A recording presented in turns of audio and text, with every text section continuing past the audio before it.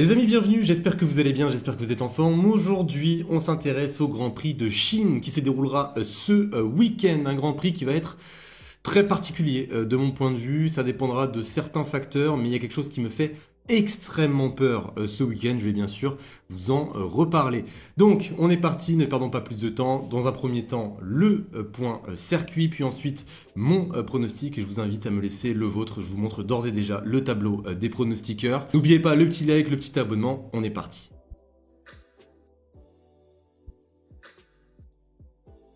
Alors on est parti pour le point circuit. Déjà la première chose que je peux vous dire, c'est que ce tracé de Shanghai représente un tracé plutôt basique. Bon, énormément de virages lents, des successions de lignes droites, en veux-tu, en voilà, très peu de virages rapides, mais un circuit qui va énormément favoriser les dépassements. Autre chose à prendre en compte, et là on va rentrer dans les aspects qui me font le plus peur lors de ce week-end. Déjà, c'est la première fois depuis 5 ans que les F1 retournent sur ce tracé de Shanghai. Ça déjà c'est la première chose et donc il n'y a aucune data qui n'a été accumulée au fur et à mesure des années. Seconde chose, c'est la première fois que les F1 se rendent là-bas depuis la nouvelle réglementation. Et c'est également la première fois qu'on va pouvoir voir les pneus 18 pouces sur ce tracé de Shanghai. D'ailleurs, les gommes utilisées, ce seront les C2, les C3 et les C4. Donc, ni la gomme la plus dure, ni la gomme la plus tendre pour ce tracé. Mis à part cela, je m'attends à une course plutôt stratégique. Je m'attends à 2 arrêts pour toutes les écuries.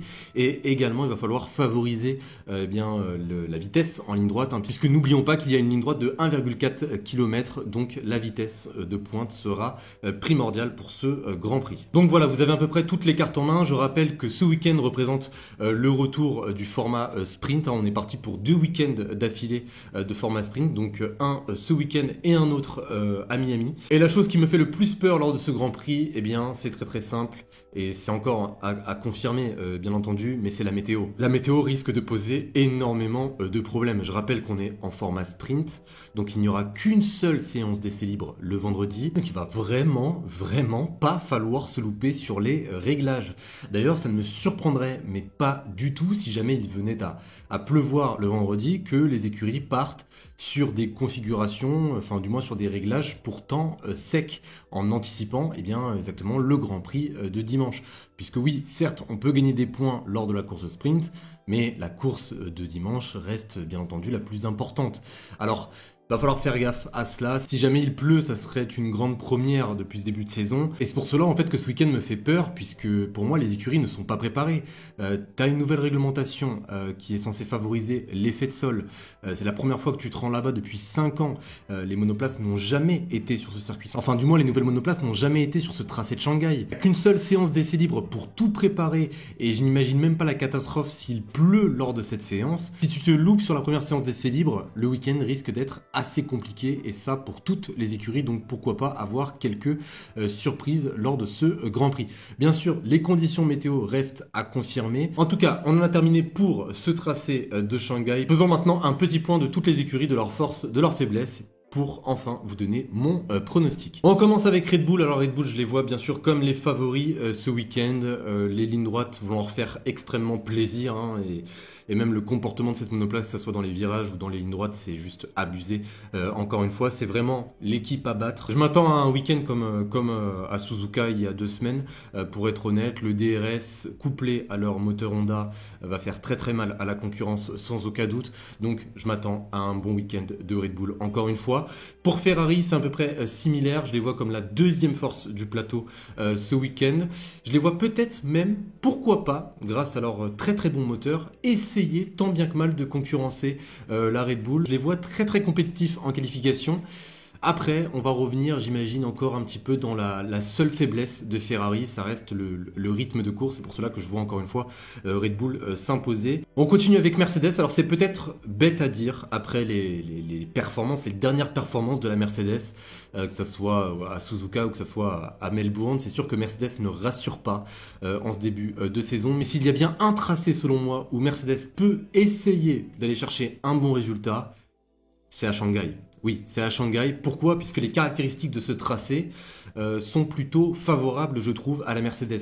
énormément de virages lents, énormément de lignes droites. La Mercedes, le point faible étant dans les virages rapides, je pense que cela va déjà les aider. Donc attention à Mercedes. Mercedes est considérée aujourd'hui comme la quatrième force du plateau derrière McLaren et à peu près similaire avec Aston Martin. Là pour ce week-end, pourquoi pas revenir en tant que troisième force du plateau devant McLaren, ça ne me surprendrait pas du tout. Comme je l'ai dit un petit peu plus tôt, les facilités de la Mercedes dans les virages lents et dans les lignes droites ne sera pas à négliger. On continue avec McLaren. Alors McLaren pourrait être la surprise, comme ça ne pourrait pas du tout être une surprise. Pour tout vous dire, je ne m'attends pas à une performance de McLaren comme celle qu'on a pu voir il y a 2 semaines à Suzuka. Pour tout vous dire, ce n'est pas du tout le même tracé que Suzuka. Shanghai peut être comparé à Bahreïn. À Bahreïn, les McLaren n'avaient pas été très éblouissantes. Je rappelle très brièvement les faiblesses de McLaren. Les virages lents et bien sûr la ligne droite. C'est une voiture qui souffre énormément de la traînée, encore une fois. Donc bien sûr, je n'attends pas McLaren très présent lors de ce Grand Prix, mais c'est une écurie qui est tellement surprenante. Quand on ne les attend pas, eh bien c'est là où ils sont les plus forts. Et voilà, ça représente, on va dire, une inconnue pour moi, McLaren. Par contre, une écurie qui pourrait être considérée comme la surprise de ce week-end, ça pourrait être Aston Martin. Aston Martin qui, je le rappelle, a d'énormes qualités, notamment dans les virages lents, qui a, j'ai l'impression, un petit peu réduit la traînée, malgré ce qu'on a pu entendre de la part de Lance Stroll, qui s'est énormément plaint de la vitesse de pointe de sa Aston Martin. La Aston Martin était quand même plus rapide en vitesse de pointe que la Mercedes et que la McLaren à Suzuka. Donc il y a quand même eu, je pense, une amélioration. Et ce n'est sûrement pas la seule chose, puisque j'ai l'impression qu'elle s'est également améliorée, notamment sur la dégradation des pneumatiques. Donc une bonne surprise de la part d'Aston Martin ne me surprendrait pas non plus. Une bonne performance, que ce soit de la part de Fernando Alonso ou même de la part de Lance Stroll, ne me surprendrait pas non plus. Et on termine avec Alpine. Alors pour la A524, des évolutions sont attendues, notamment une évolution. Là où à Suzuka, il nous avait ramené un nouvel aileron avant, là ça sera un plancher. Malheureusement, seulement l'une des 2 monoplaces pourra profiter de ces évolutions. En l'occurrence, ça sera celle d'Esteban Ocon, donc une évolution qui va venir améliorer le fond plat. En tout cas, voilà, c'est plutôt positif quand même pour Alpine. Il y a quand même certaines évolutions qui sont là pour essayer au maximum d'avoir un petit peu plus d'appui naturel sur cette monoplace et également réduire le poids. L'aileron avant, c'était pour réduire le poids de la monoplace. Enfin, pas seulement que pour cela, bien sûr, mais c'était un aileron avant plus léger, en l'occurrence. Donc malheureusement, Pierre va devoir attendre le prochain Grand Prix à Miami, mais en tout cas, Esteban pourra profiter de cette évolution dès ce week-end. Pour finir, concernant Alpine, et là on va parler en termes de performance, je ne vais pas vous vendre du rêve, bien sûr, faut rester un minimum objectif. Ce que j'ai vu à Suzuka m'a fait extrêmement peur, et je ne m'attends à rien lors de ce Grand Prix. Certes, il y a une évolution qui arrive, mais ça ne va pas non plus changer significativement les performances de cette Alpine. Il faut rester un minimum réaliste. Et bien sûr, gardons espoir. Par contre, j'espère qu'Alpine réussira à profiter peut-être de certains événements à l'avant, pourquoi pas de certains accrochages, d'une safety car, d'un drapeau rouge. On ne sait pas ce qui peut se passer lors de ce Grand Prix. Donc voilà concernant Alpine. Donc on en a terminé sur le point des écuries. Maintenant, je vais vous donner mon pronostic. Alors, en première position, je vais mettre Max Verstappen, dû à ses facilités au niveau de sa monoplace. Sa monoplace va être en feu, j'imagine, ce week-end. Bien sûr, c'est l'homme du moment également. Il est en super forme. Il fait un très bon début de saison. Donc, je le vois continuer logiquement sur sa lancée. En deuxième position, ça va peut-être vous surprendre, mais je vais mettre Charles Leclerc. Pourquoi Charles? Puisque je le vois peut-être casser sa malédiction en qualification. Je le rappelle, quand même, Charles est un pilote très redoutable en qualification. S'il arrive à régler certains de ses problèmes, eh bien, qui dit bonne qualif dit également, pourquoi pas, un podium à la clé. Donc là, il aura une course sprint et également un Grand Prix pour s'adapter à ce tracé de Shanghai. Mais bien sûr, c'est pour tout le monde pareil, mais bon, quand tu as une Ferrari qui est considérée comme la seconde force du plateau, je vois peut-être Charles casser cette fameuse malédiction et peut-être reprendre l'avantage sur son coéquipier. Bien sûr qu'en termes psychologiques, je parierais 100 fois sur Carlos Sainz qui est tout bonnement exceptionnel depuis ce début de saison. Mais Charles, quand même, il faut le dire, même s'il n'est pas éblouissant en qualification, en course, je ne le trouve pas si mauvais que ça. Et même la semaine dernière, j'avais mis Carlos Sainz, donc là je vais mettre Charles Leclerc.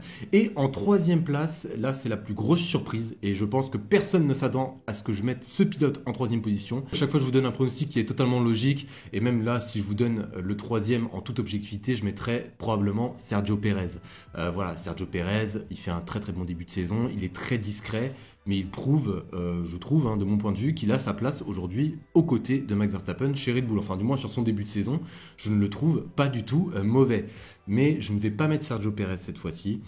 Je vais mettre Lewis Hamilton, puisque Lewis Hamilton a la même image que Charles Leclerc, il doit casser une certaine malédiction. C'est bien sûr, eh bien exactement, son très très mauvais début de saison. Lewis Hamilton, depuis 5-6 Grands Prix, c'est pas mieux qu'une P7.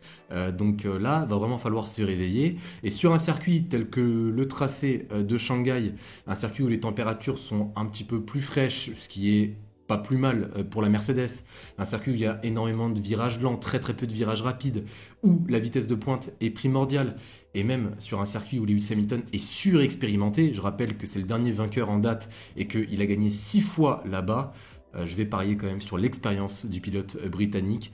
Donc voilà, c'est ma petite surprise. Je sais que certains ne vont pas du tout y croire et c'est totalement logique, hein. Bien sûr, je ne vais pas vous contredire. Mais s'il y a bien un tracé où on peut avoir énormément de surprises, c'est bien sûr ce tracé de Shanghai qui représente une réelle inconnue et ça pour toutes les écuries, je le rappelle. Donc voilà, je vous ai donné mon pronostic. Max Verstappen en première position, Charles Leclerc en deuxième position, Lewis Hamilton en troisième position. N'oubliez pas de me laisser le vôtre dans les commentaires. Sur ce, eh bien, j'espère que cette vidéo vous aura plu. N'oubliez pas de la liker, de vous abonner si ce n'est pas déjà fait. On se retrouve dimanche juste après le Grand Prix. Passez une bonne fin de semaine et je vous dis à la prochaine. Salut tout le monde.